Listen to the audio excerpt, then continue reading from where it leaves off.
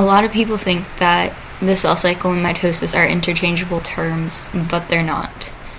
Mitosis refers specifically to the division of the nucleus into two nuclei, and often includes cytokinesis, while the cell cycle refers to basically the entire lifespan of the cell, from the time it begins to prepare to divide until it becomes two separate genetically identical cells. And the first part of the cell cycle is actually interphase. And there are three parts of interphase, which is the first gap phase, the synthesis phase, and the second gap phase.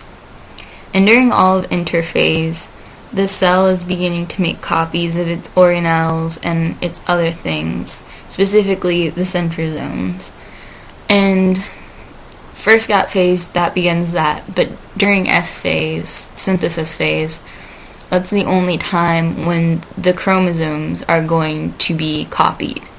That is the only time that they are going to be prepared, so this interphase is really, really important, and obviously it's part of the cell cycle, or else the cells would not properly divide, and then you'd end up with jacked up cells, which is never a good thing. So once S phase is done, you have the copies of the chromosomes, and then you get into second gap phase, and that is when the cell is pretty much preparing for mitosis, M phase.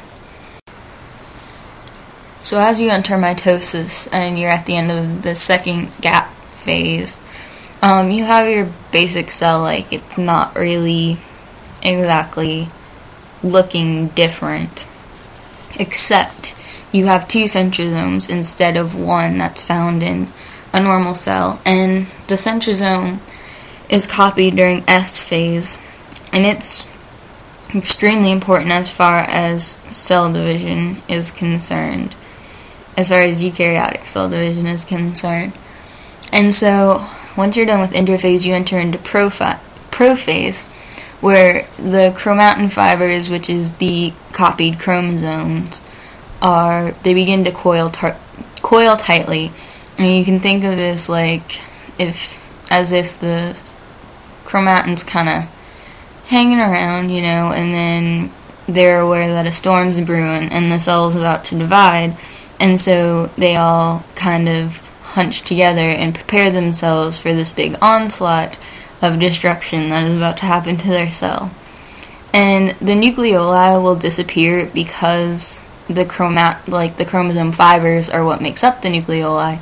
So when they tighten, you instead of looking like a solid sphere, it's going to look like a mass of little bits and pieces. And from there, the chromatin, you'll have the formation of the sister chromatids, which are when the chromosomes copy themselves. Instead of making two separate copies, they form sister chromatids, which are like the two are pressed together against each other. They're like conjoined twins, and they're held together by cohesins, and so those conjoined twins are all huddling together inside of the nucleus. And your mitotic spindle will begin to form during prophase, which basically the microtubules will extend from the centrosomes and kind of like hook together, but it won't form the whole mitotic spindle as it's often seen. It will just begin to form as the centrosomes move away from each other, and the asters, which are like the little radial short microtubules that are extending from the top, those will also be seen on there. And from there you move into prometaphase, which this is where the nuclear envelope begins to break apart, and the chromosomes will condense even further, and they'll huddle together. So it's like they're in a building in the middle of this storm, and all of a sudden the building starts to break apart, and that's like the nuclear envelope starting to break apart. And a specialized protein structure will form at the centromere, which, if you remember when I was talking about the sister chromatids, when they're joined together, they have a very skinny part, almost like a waist. And that's where the protein structure is going to form. And this protein structure is called a kinetochore. And that's the proteins attach so that the chromosomes can eventually be pulled apart. But as of right now, they just are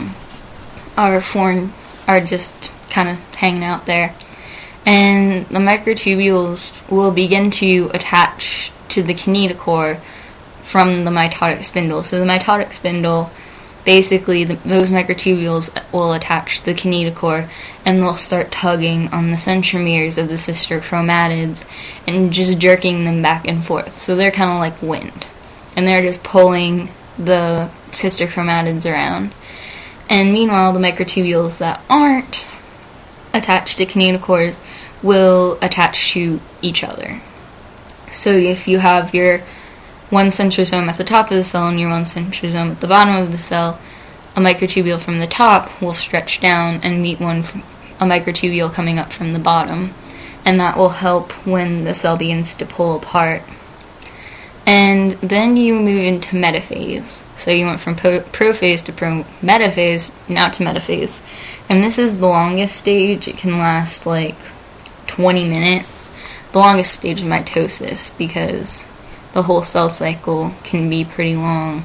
The longest stage of mitosis is the metaphase. And this is where the centrosomes are completely opposite each other now. They're like North Pole, South Pole, completely on opposite sides. And the centromeres will start to line up on this invisible, imaginary plate called the metaphase plate. It's like a line. Like if we're going back to the building analogy, they start to huddle down, like, you know, when you're in a tornado drill and they're like, okay, everyone against the wall. And they tell everyone to huddle against the wall.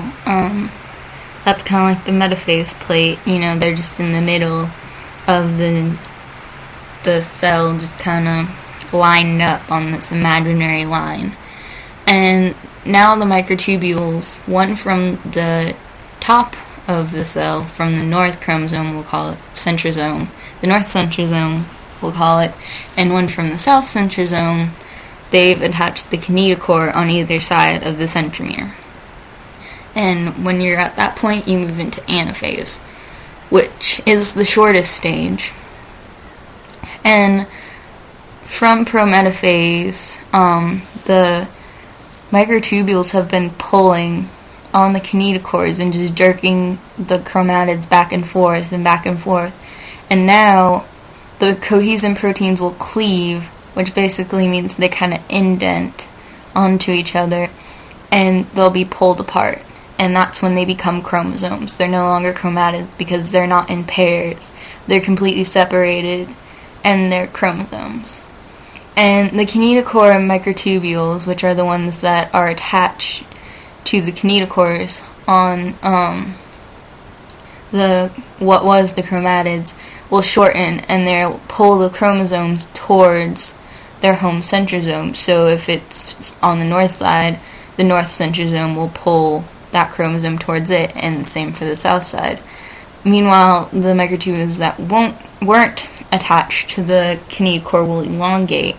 They are initially folded up, but now they're going to unfold so that the cell will stretch out further. And now the two ends of the cells have complete sets of chromosomes. So they're genetically identical. So when they split apart, they each have the same amount, same type of chromosomes.